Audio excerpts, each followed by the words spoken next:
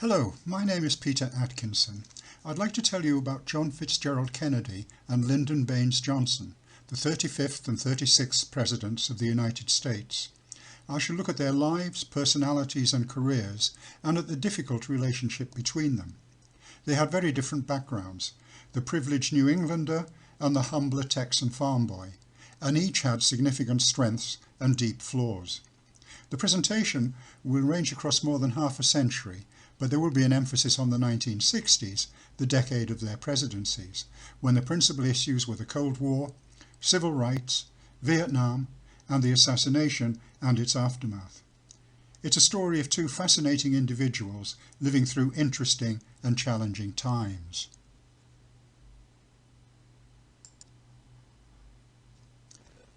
Kennedy was born in a Boston suburb in 1917 and died young in Dallas at 46 after just 34 months in the presidency. He's still the youngest man ever to be elected president.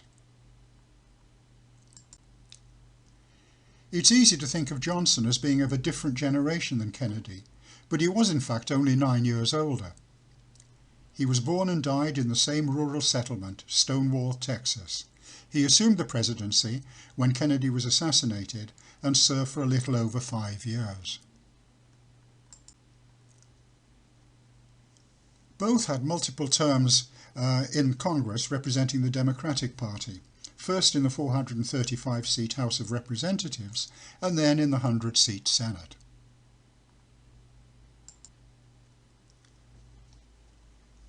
LBJ was a member of Congress for 24 years, beginning in 1937, when he was just 28 years old. Kennedy followed him into the House 10 years later, also at a young age, 29. Their congressional careers ended following their election as President and Vice President in 1960. They had very different upbringings. Kennedy had a wealthy New England background, while Johnson was much less privileged. Here, each is dressed accordingly at about 8 years old, the preppy Kennedy and the Texas farm boy.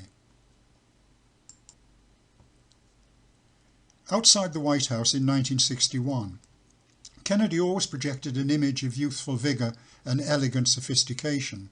By contrast, in what looks like someone else's suit, the taller Johnson was shambolic. Along with an unsophisticated image, he had coarse, uncouth personal habits. He also had a powerful intellect. MacGeorge Bundy, who had been Dean of the Faculty of Arts and Sciences at Harvard University, and who served as National Security Advisor to both men, described Johnson as the most intelligent man he ever met. Let's take a closer look at Kennedy's background. This was his boyhood home in Brookline, a suburb of Boston. The family moved to New York when he was 10 years old. His father, Joe, was prominent in Democrat Party politics and in Boston's Irish community. He made a fortune investing in stocks, commodities and real estate, and in reorganizing and refinancing more than one Hollywood studio. In the early 1930s, as Prohibition was ending, he began to import liquor from the UK. President Roosevelt appointed him to several positions, including 3 years as ambassador to the UK. Jack's mother, Rose, is described as a socialite and philanthropist. She lived to be 104.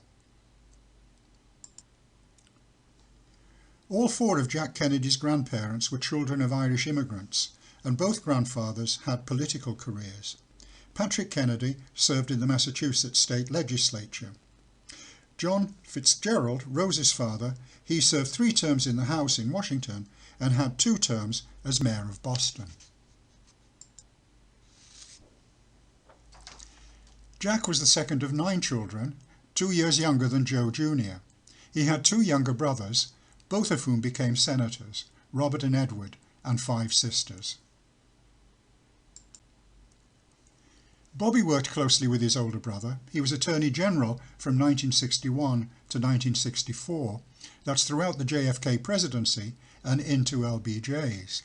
He made a successful run for the Senate in 1964 and was shot dead in June 1968 aged 42, while campaigning for the Democrat nomination for the 1968 presidential election.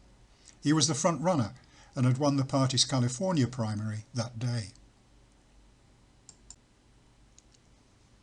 Reflecting the family's wealth, summers were spent in Hyannisport on Cape Cod in Massachusetts, and their winter retreat was in Palm Beach, Florida. Jack's older brother, Joe Jr., was a Navy pilot during the war, and he was killed in a tragic accident. His plane blew up when its bombs detonated prematurely over the English Channel. Joe Sr. had political ambitions for him. He was going to stand for a seat in the House in 1946. But following the death of his oldest son, Joe Sr.'s ambitions shifted to Jack. Jack enrolled at Harvard in 1936 and graduated in 1940 with a BA in government, concentrating on international affairs. He married Jacqueline Bouvier in 1953. Daughter of a Wall Street stockbroker, she was a photographer and book editor with a degree in French literature, and she was admired for her style, elegance and grace. After the assassination, she withdrew from public life and married Greek shipowner Aristotle Onassis in 1968. Their first child, Arabella, was stillborn. Their fourth, Patrick, died at 2 days old. In between came Caroline and John Fitzgerald Jr. Caroline is a writer, lawyer and diplomat, ambassador to Japan under Obama from 2013 to 2017. John was a lawyer, journalist and magazine publisher. He died flying his own light aircraft, together with his wife and her sister, en route from New Jersey to Martha's Vineyard, an island off Cape Cod, for a cousin's wedding. We know now that the Kennedy marriage was not as idyllic as it was portrayed at the time. Jack was a prodigious adulterer. He did not have long-standing relationships, what you might call affairs. Mostly they were brief sexual liaisons, and there were many of them. He told Harold Macmillan that he needed a woman every day. Jackie stoically put up with it. When she married him, she must have known what she was in for. Many of his conquests were close to home. For example, Mimi Alford, while serving as an intern in the White House press office. Shades of Monica Lewinsky. And Pamela Turnure was, would you believe, Jackie's secretary. And even closer to home, he slept with Jackie's sister, Lee, leading to a permanent rift between the two women. Call me old-fashioned, but I would have thought that the first rule of cheating on your wife is to avoid her personal staff and her closest blood relatives. And there was Marilyn. She also had an affair with Bobby. That's the only reference I've come across to him being unfaithful to his wife Ethel, with whom he had 11 children. She is still alive, age 92.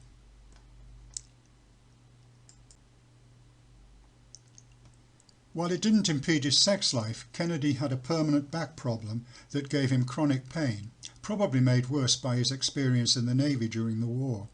He underwent surgery several times, most notably in 1954, when he had an operation that he knew might kill him, and which almost did. In 1947, Addison's disease was diagnosed, a rare disease of the adrenal glands which results in a hormone deficiency and has a wide range of unpleasant effects. There's no cure, and Kennedy had daily steroid injections to control it. Without today's levels of media scrutiny, his back problem and other health issues were kept secret during his lifetime. Remarkably, he maintained his youthful image, bounding into press conferences and leaping onto the podium, a truly heroic effort. Despite the pain and the 10 to 12 daily medications, there is no evidence to suggest that his mood and judgment were materially affected. Now Johnson's background. He was brought up in the Texas Hill Country an area of central Texas that runs southwest from Austin, the state capital. His father, Sam Ely Johnson, was a politician, businessman and farmer. He served 5 terms in the Texas House of Representatives. Financially, his business career was very up and down due to some speculative investments. LBJ's mother was Rebecca Baines. His paternal grandfather, also Samuel Ely Johnson, was a businessman and cattleman. Rebecca was the daughter of Joseph Wilson Baines, a lawyer, a newspaper owner and publisher. Both grandfathers were active in Texas politics.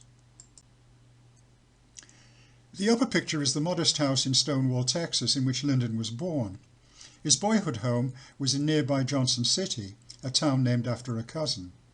So Johnson's family did not have the wealth of the Kennedys, but he did come from a family of some substance, towards the upper end of hill country society. With 3 sisters and a brother, Lyndon was the eldest of 5 children. In 1924, he graduated from Johnson City High School, where he was active in debating and baseball. He was elected class president in his final year. Family finances were at a low ebb, and he moved to Southern California to work in a cousin's law practice. In 1926, he enrolled at the Southwest Texas State Teachers College in San Marcos. He participated in debating and campus politics and edited the student newspaper. Another dip in the family's finances led to a 9-month break from his studies in 1928-29, during which he taught Mexican-American kids in Cotulla, south of San Antonio. He saved enough to complete his studies and graduated in 1930. Knowing that not one of the kids in that picture would ever get to college had a profound effect on him. Johnson married Claudia Taylor in 1934. She had been given the name Ladybird in early childhood. This is her family home on the left. She was the daughter of a wealthy Texas cotton farmer.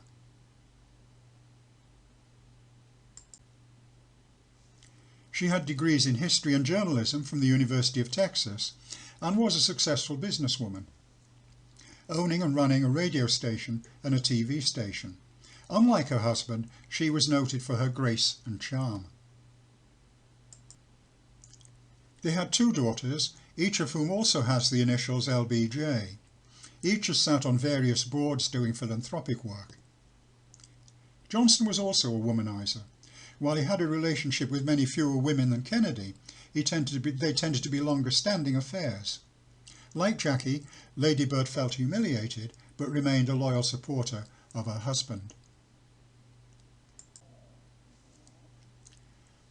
A former actress and opera singer, Helen Gahagan Douglas, was a congresswoman between 1945 and 1951. It was an open secret on Capitol Hill that she and Johnson were having an affair. They eventually fell out over Vietnam. It's hard to imagine any of Kennedy's relationships being affected by foreign policy differences.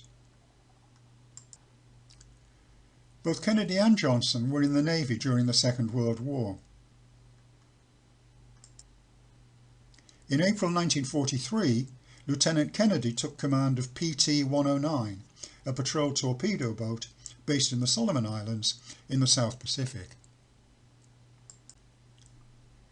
On the night of August the 1st, while in a group of PT boats attempting to block a Japanese convoy of destroyers, 109, with the 26-year-old Kennedy and 12 others on board, was in a collision and cut in half. 2 crew lost their lives and others were injured. JFK re-injured his back. After drifting while clinging to a section of the boat, and after a series of island-to-island swims, the group was rescued a week after the collision. JFK had towed an injured crew member with a life jacket strap between his teeth. Kennedy and 2 of his crew were awarded the Navy and Marine Corps Medal for their heroic actions, and Kennedy received a Purple Heart for the wound he suffered to his back. When the US entered the war after Pearl Harbor in December 1941, LBJ was 33 years old and had served almost 5 years in the House. He had joined the Naval Reserve 18 months earlier and was called up for active duty 3 days after Pearl Harbor.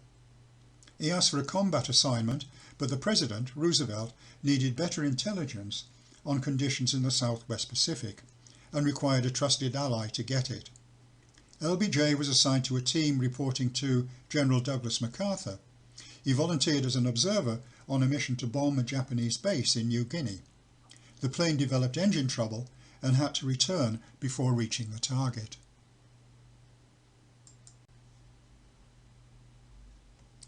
Nevertheless, he was awarded the Silver Star by MacArthur, the Armed Forces' third highest decoration for valour in combat. No one else on the plane was decorated. Historians believe that Johnson did a deal with MacArthur. In return for the medal, he would lobby FDR for increased resources for MacArthur's patch, the Southwest Pacific. While there's nothing to indicate that he deserved the medal, he always wore the lapel pin. He knew that a good war record was a valuable asset for an ambitious politician. His political career had begun when he joined the staff of Congressman Richard M. Kleberg in Washington. Kleberg wasn't interested in the routine aspects of the job and delegated them to LBJ, who took the opportunity to cultivate congressmen, lobbyists and the media. Johnson's own congressional career began in 1937 when he won a by-election for a seat in the House representing Texas's 10th district, which included Austin, the state capital, and nearby hill country. The President found him a useful source of news and gossip concerning internal Texas politics. He won a seat in the Senate in 1948 and was there for 12 years, leading the Senate Democrats from 1953. In getting legislation through the chamber, LBJ is considered to be the most effective Senate leader in history. He knew where every senator stood on issues, he knew their underlying philosophy, prejudices, strengths, weaknesses and secrets. He knew what it took to get their vote. He was famous for the Johnson treatment, acting as good cop, bad cop or both, using pleading, despair, ridicule, lavish praise, threats, promises, tears, laughter or blackmail. And at 6'3", he was an imposing figure. He tried it on the Kennedy brothers, probably not with a great deal of success. After young Joe's wartime death, Joe Kennedy Sr. switched his attention to son number 2, Jack. He persuaded a fellow Boston Irishman, James Curley, not to stand for re-election to his seat in the House. Replacing him, Jack won the 1946 election with a massive 73% of the vote. He was re-elected unopposed in 1948 and won in another landslide in 1950. Suspicions of corruption had swirled around Curley, and in persuading him to step down, blackmail by Joe may have been involved.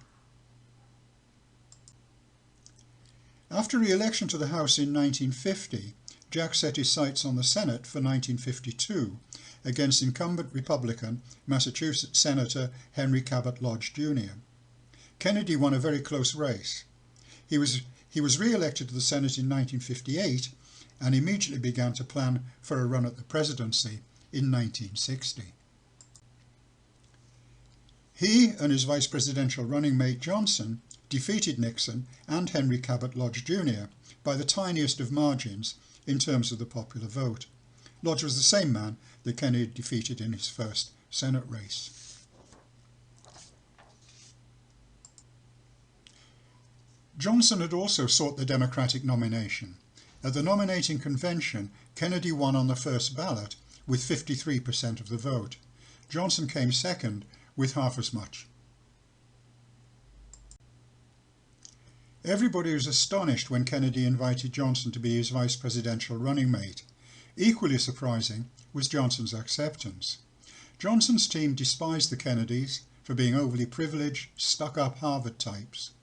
The Kennedy side believed Johnson to be a crude, unsophisticated provincial bumpkin with an unpleasant accent. Electoral history and geography lay behind the choice. We have to go back to the Civil War. The 11 Orange states are the ones that seceded from the Union in 1861. After the war, the South was unwilling to vote for the party of Abraham Lincoln, the Republicans, who had deprived them of their slaves. The Democrats became an unlikely coalition between conservative Southern segregationists and Northern liberals. We can see this starkly expressed in the 1904 election, where Republican Theodore Roosevelt took every state except for the 11 that had made up the Confederacy, plus 2 of their neighbours, Kentucky and Maryland. And it was pretty much the same picture at the most recent election, 1956, fully 90 years after the Civil War, when Eisenhower was easily re-elected. The only states that Democrat Adlai Stevenson won were 6 of the Confederate states, plus Missouri. The Kennedy thinking for 1960 was that victory required expansion in the South and gaining states in the Northeast and Midwest. They believed that Kennedy would be able to do the latter, and that Johnson, a prominent high-profile Southerner with a successful career in Congress behind him, would be able to deliver the South, including the big one, Texas. And even though it was a very tight race, Kennedy's hope was realised. He was 43, and he's still the youngest man ever to be elected president. Theodore Roosevelt was younger at 42, when as vice president he inherited the office on William McKinley's assassination in 1901. Why did Johnson accept the vice presidency? It's generally assumed to be a lousy non-job. Johnson desperately wanted to be president, but was conscious of the fact that no Southerner had been elected president since before the Civil War. He also knew that it was not unusual for presidents to die in office, to be succeeded by the vice president. I looked it up. 1 out of every 4 presidents has died in office. I'm a gambling man, and this is the only chance I've got.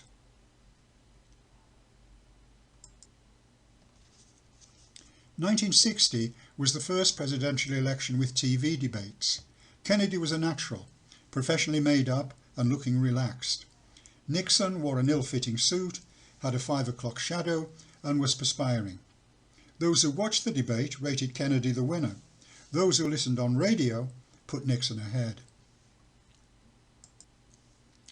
Johnson was unhappy in the vice presidency, frustrated that his career was going nowhere, and Kennedy's team did nothing to hide their disdain and took pride in snubbing him.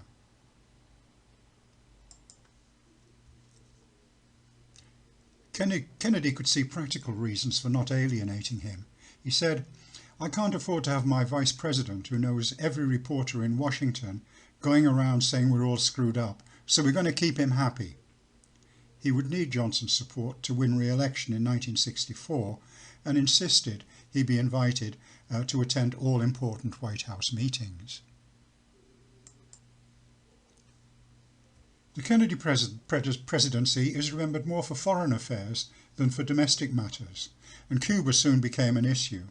The island had been effectively a US colony for 60 years when, in 1959, Castro led a successful communist coup. Under Eisenhower, the CIA had created a plan to overthrow Castro. There would be an invasion by US-trained anti-Castro exiles, which would trigger an uprising by the Cuban people. Just 3 months after his inauguration, Kennedy approved the plan.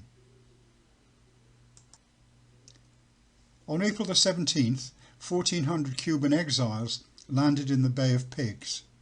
It was a disaster. Within a few days, more than 100 were killed and most of the rest were captured and jailed. Kennedy had withheld air support, needing to distance the US government from the venture, and the uprising that the CIA had predicted did not happen. Almost two years later, 1,200 survivors were released in exchange for food and medicine amounting to almost $500 million at today's prices. Kennedy felt humiliated and furiously blamed the CIA, and the project proved to be counterproductive. It strengthened the revolution and brought Cuba closer to the Soviet Union. Berlin was a source of American-Soviet friction. After the war, Germany was divided into two: a Western democracy, West Germany, and the communist East Germany, part of the Soviet bloc. Within East Germany, Berlin had been divided into four sectors, controlled by, respectively, the Soviet Union, the US, Britain, and France. The Soviet sector became East Berlin and capital of East Germany. The other three sectors combined to become West Berlin, effectively part of West Germany.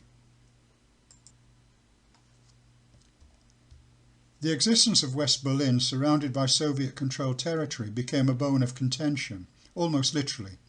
As Soviet leader Khrushchev said, "It is a bone in my throat. I want to eradicate this splinter from the heart of Europe." At a summit meeting in Vienna in June, Kennedy was taken aback by Khrushchev's thorough grasp of world affairs and his aggressiveness, threatening to end American rights in Berlin. Kennedy said that any interference would be considered an act of war.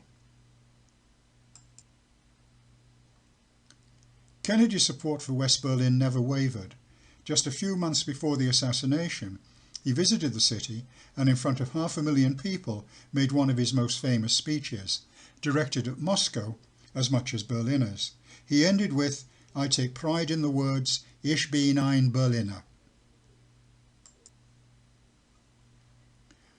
October 1962 was a momentous month for me.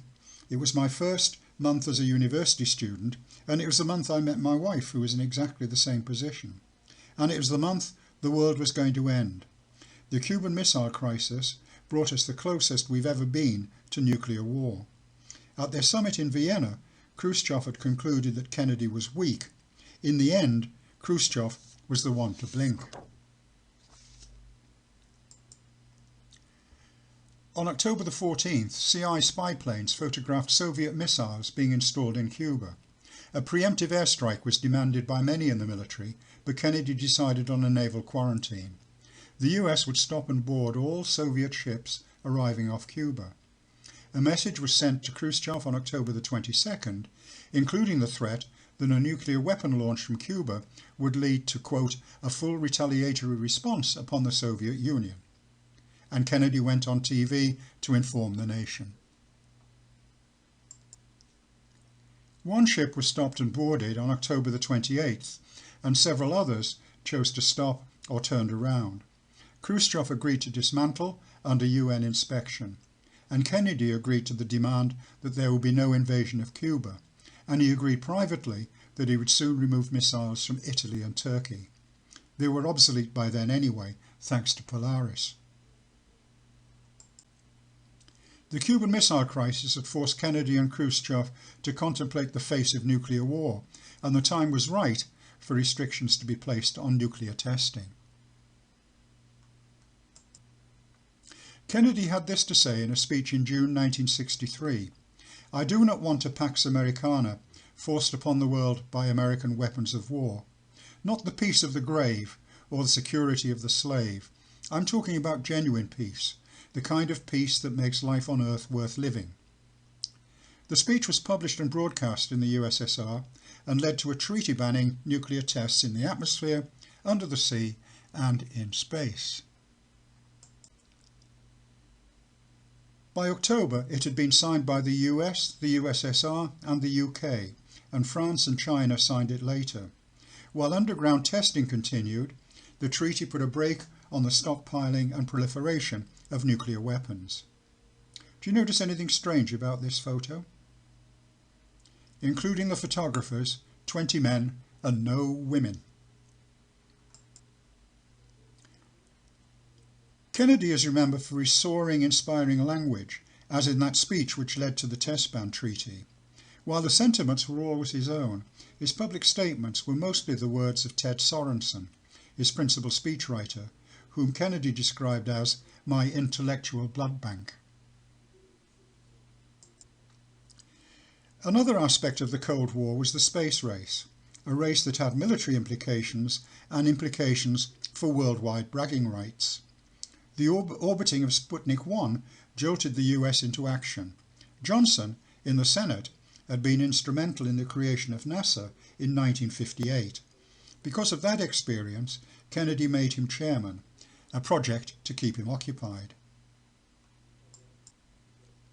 When Yuri Gagarin orbited the Earth in April 1961, becoming the first man in space, it really did look like the US was being left behind. 6 weeks later, Kennedy said this to a specially convened joint session of Congress: "I believe that this nation should commit itself to achieving the goal before this decade is out of landing a man on the moon and returning him safely to the Earth." The monumental task was completed with 6 months to spare. Within months of that speech, the Manned Spacecraft Center in Houston and the Launch Operations Center in Florida were created.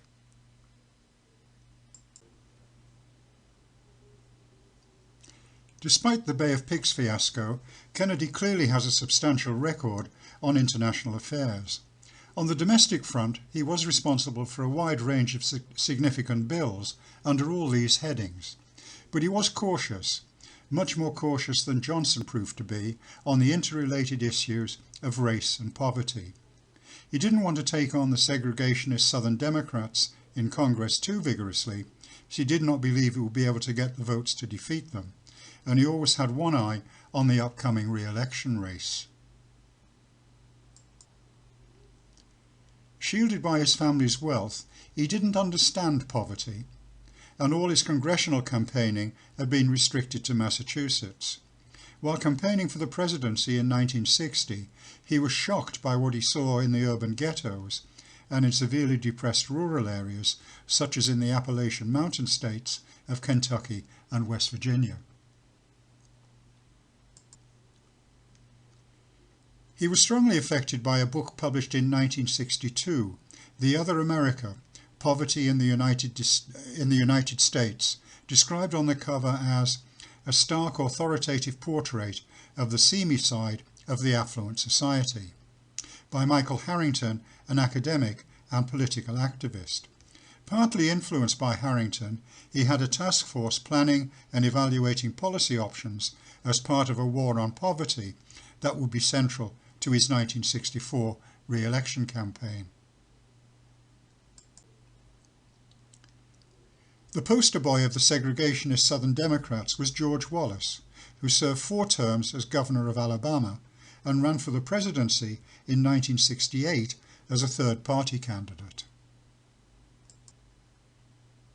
He was first elected Alabama governor in 1962, and at his inauguration he said, "Segregation now, segregation tomorrow, segregation forever." In support of that promise, Wallace stood at the entrance to the University of Alabama in June 1963 to prevent 2 black students from registering. This was one of many illegal enforcements of segregation across the South, often leading to violence. Kennedy had been widely criticized for being too slow on civil rights. He saw any attempt at getting legislation through Congress as futile, and as he said to Martin Luther King Jr., "If we get into a long fight over this in Congress, it will bottleneck everything else, and we still will get no bill." But this event galvanized him. He instructed the Alabama National Guard to clear the way for the black students, and Wallace had no chance but to stand aside. Kennedy went on television that same evening to address the issue, and gave one of the greatest speeches of his life. This nation was founded by men of many nations and backgrounds. It was founded on the principle that all men are created equal. We preach freedom around the world, and we mean it. But are we to say to the world, and much more importantly to each other, that this is the land of the free, except for the Negroes? Soon afterwards, he sent a bill to Congress for their consideration. He did not live to see the result. Kennedy and Johnson planned a short tour of the main cities in Texas for November 1963. Texas was going to be an important battleground in the 1964 election, and the tour was an opportunity to energize party workers, stimulate fundraising, and smooth over some differences between different factions in the Texas Democratic Party. On the morning of Friday, November the 22nd, Kennedy did some handshaking in Fort Worth, before making the short journey to Dallas for a tour of downtown prior to giving a speech at a lunch gathering. At 12:30, shots rang out. 2 hours later, Johnson was sworn in as the 36th President of the United States on Air Force One, which was about to take off for Washington.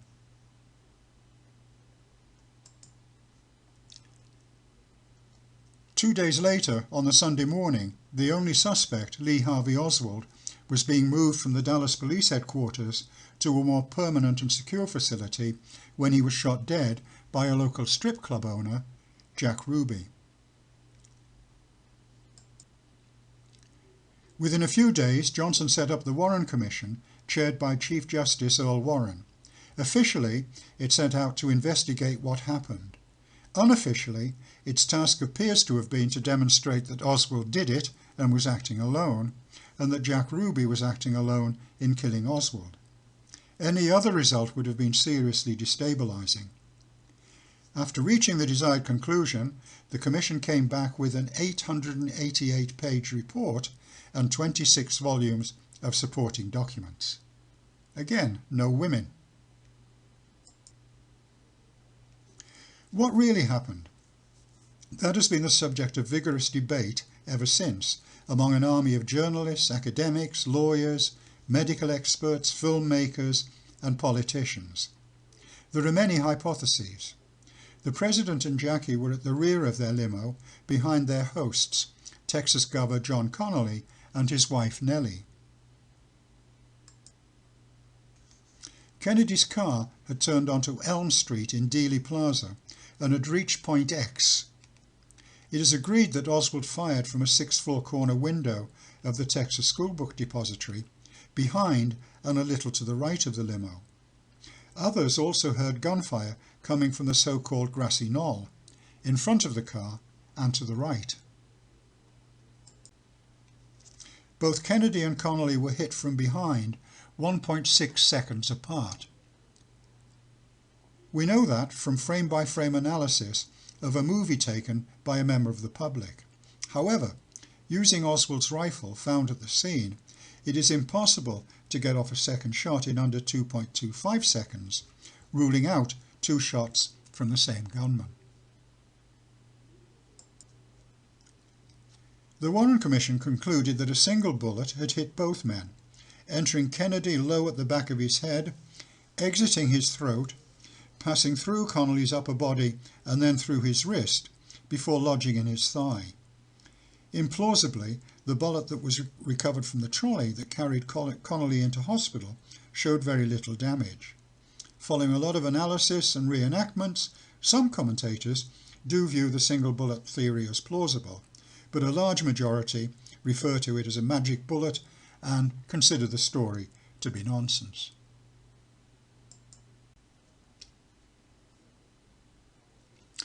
Next, Kennedy suffered a devastating wound to the back of his head. The Warren Commission put this down as an entry wound, the exit being through the throat. However, those who saw Kennedy in hospital in Dallas were adamant that it was the other way round, a small entry wound in the throat and an explosive exit wound at the back of the head. Of course, this brings the grassy knoll into play. Also, the motorcycle cops behind and to the left of the limo had some blood spattering consistent with shots from the front right. This all points to a cover-up. It seems pretty clear that Oswald was not acting alone and that therefore there was a conspiracy. But by whom? Well, that's far from clear. Three possible culprits: organised crime, the CIA, and anti-Castro Cubans. All three believed Kennedy had shown insufficient resolve in getting rid of Castro. The mafia wanted to return to running Cuba's casinos, brothels and drug trade, and at home was facing a crackdown by the administration led by Bobby. The CIA was still furious at the way in which it had been blamed for the Bay of Pigs, and anti-Castro Cubans simply wanted their property back. The mafia and the CIA had the manpower and skills, but the only smoking gun was Oswald's, and he had been conveniently silenced by Jack Ruby, who had mafia connections. There are other suspects. Pro-revolution Cubans may have been preempting another invasion after the humiliating failure at the Bay of Pigs, and Castro would have been well aware of Operation Mongoose, seeking ways in which to assassinate him. The Soviet Union was still smarting after losing face in the missile crisis, and may have thought an alternative president would be more accommodating on Berlin. Oswald had espoused Marxist views and had defected to Moscow before returning to the US almost 3 years later, with a Russian wife and a baby daughter. Fingers have also been pointed at Israel because of Kennedy's opposition to Israeli nuclear ambitions.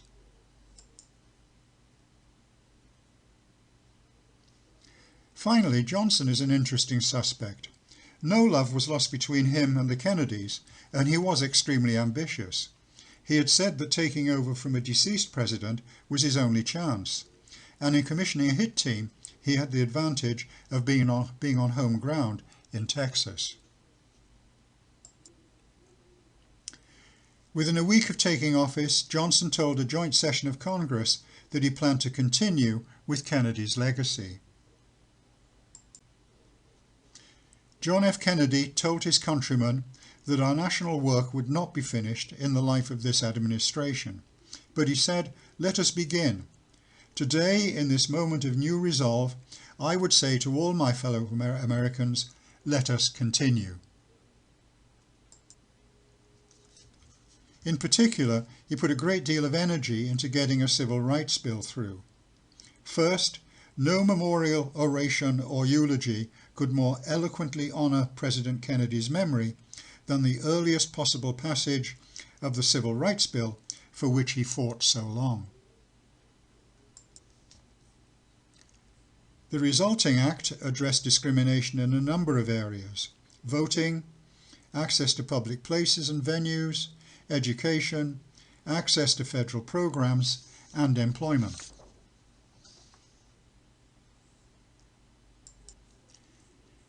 He signed it into law on July 2nd, 1964, in the presence of a large crowd of men.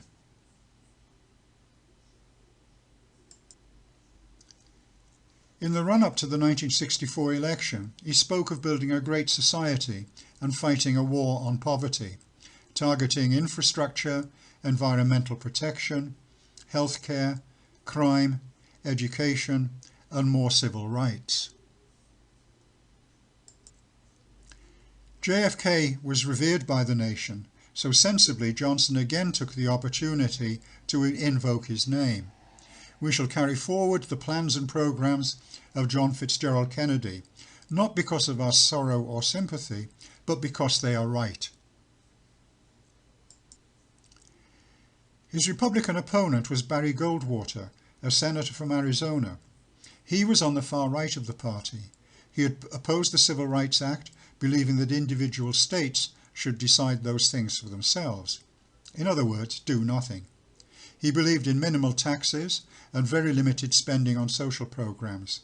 He was a rabid anti-communist and appeared to embrace nuclear weapons. It was a massive landslide for Johnson. Goldwater won only 5 southern states and his home state of Arizona.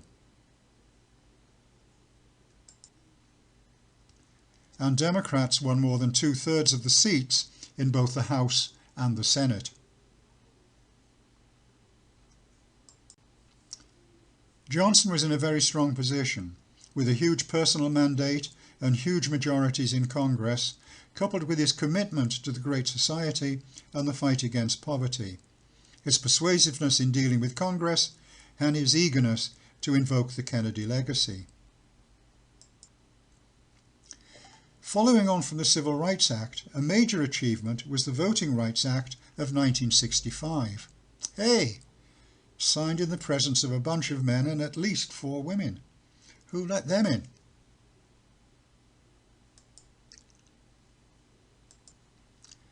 The background was the 15th Amendment to the Constitution, which, in 1870, soon after the Civil War, said that the right to vote shall not be denied or abridged on account of race, colour, or previous condition of servitude.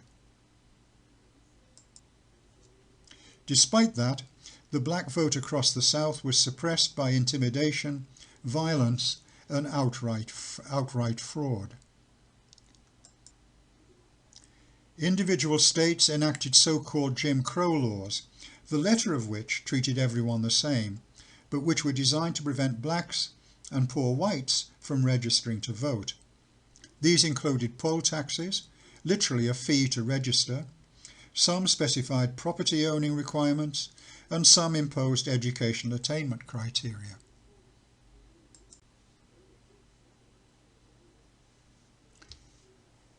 Some states had literacy tests, knowledge tests, or required proof of good moral character, and these were interpreted subjectively by white inspectors. All these practices were outlawed by the Voting Rights Act. They were ruses that led to all white juries, because you had to be on the electoral roll to qualify for jury service. Civil rights issues were not restricted to the South. During the mid-60s, many cities in the North and West experienced serious race riots triggered by segregation and discrimination, such as in the Watts district of LA, where there were 34 deaths over 6 days in 1965, and in Detroit, where 43 died over 5 days in 1967. Instances of black rebellion like these led to a backlash, which made it more difficult for Johnson to get support for some aspects of his Great Society mission. After civil rights, education was Johnson's top priority. He was responsible for 2 important pieces of legislation in 1965. The Elementary and Secondary Education Act was prompted by his experience teaching those Mexican-American kids. The bill set out to close the attainment gap between poor kids and the middle class, and was the first time that significant amounts of federal funding had been put into schools. The Higher Education Act strengthened the teaching and infrastructure resources of colleges and universities and provided financial assistance for poorer students. Within 5 years, a quarter of college students were receiving federal aid under the Act. Healthcare insurance has been a problem for presidents before and since Johnson. One of his major achievements was passage of 2 amendments to the 1935 Social Security Act. Medicare provided health insurance for the elderly. Medicaid covered low-income Americans, providing federal funding to match funding put up by the individual states. The Public Broadcasting Act in 1967 created a corporation to provide funding for commercial-free television and radio. So the range of legislation that Johnson was able to get through is a truly prodigious achievement. Unfortunately, Vietnam was a different story. In 1954, the UN partitioned the country into the communist North and the non-communist South. A civil war began the following year and ran for 20 years until the fall of Saigon in 1975 and reunification in 1976. There were 700 American military personnel in Vietnam when JFK became president. That number had increased to 16,000 by the time of the assassination and rose to 23,000 in Johnson's first year as president. It surged to 200,000 a year later and to over 500,000 by the end of 1967. The Americans were fighting with the South Vietnamese army against the North Vietnamese army and the Viet Cong. The Viet Cong were communist guerrilla fighters within South Vietnam. They would suddenly appear from nowhere and melt away equally quickly. In total, there were 58,200 American fatalities, including nearly 37,000 during Johnson's presidency, with 21,000 more under Nixon, and 150,000 were wounded sufficiently badly to require hospital treatment. Many more of the Vietnamese forces on both sides died, and civilian deaths totaled a staggering 2 million or so.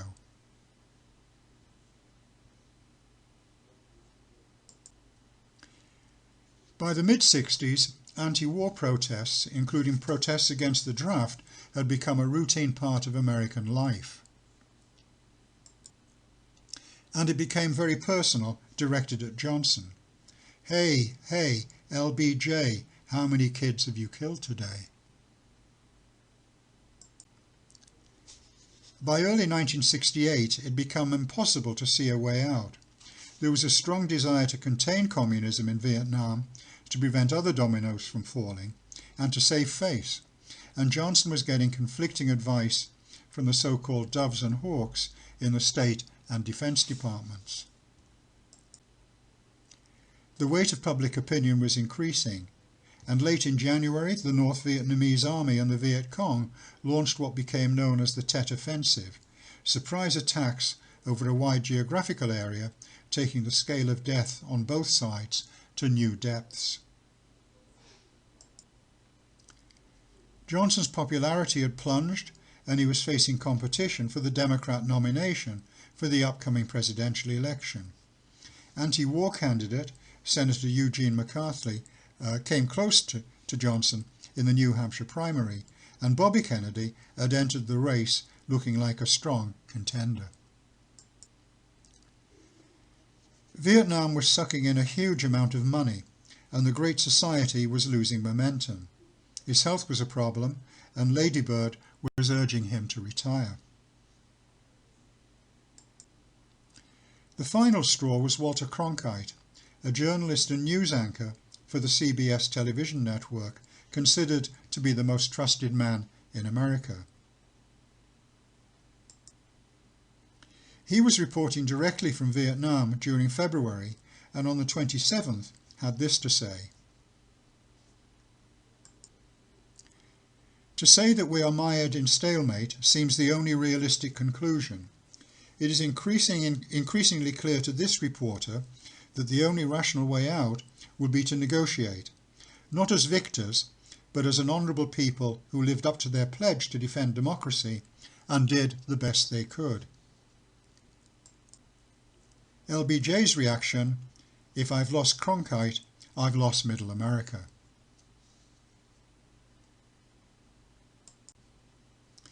A month later he went on television to update the nation on the war and other matters, and he closed by dropping a bombshell. I shall not seek, and I will not accept, the nomination of my party for another term as your president.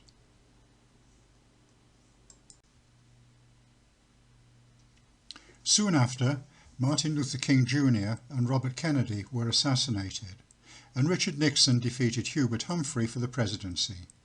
George Wallace won 5 states in the South under the banner of the American Independence Party. The South would be solidly Democrat only once more, in 1976, when Jimmy Carter from Georgia defeated Gerald Ford.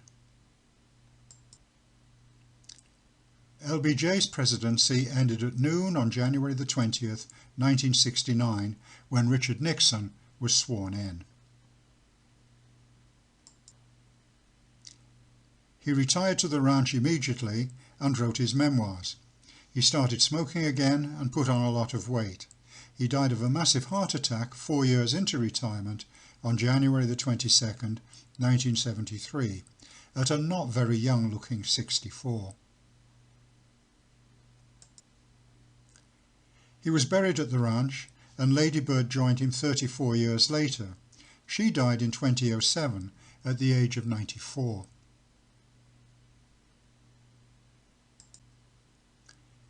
JFK is buried in Arlington National Cemetery, just across the river from Washington. His wife, who died at 65 in 1994, is alongside him, and an eternal flame burns in front of them. So, Kennedy and Johnson. With his youth, good looks, charm, oratory and attractive wife, Kennedy was the perfect candidate. But with today's media scrutiny, would his sex life and medical issues have allowed him to become president? He was a great Cold Warrior, but perhaps too overcautious a liberal.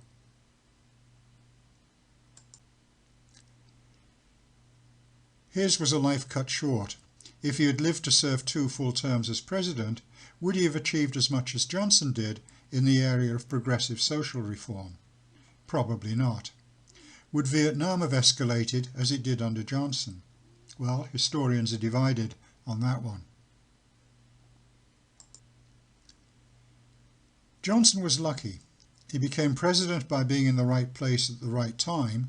He was lucky to have the name of the very popular Jack Kennedy to invoke, and lucky to be up against the unelectable Barry Goldwater in 1964.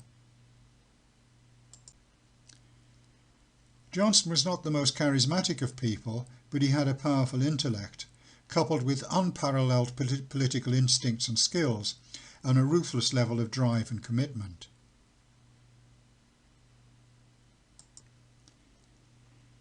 He might now be remembered as one of the very greatest presidents, had it not been for what he called that bitch of a war.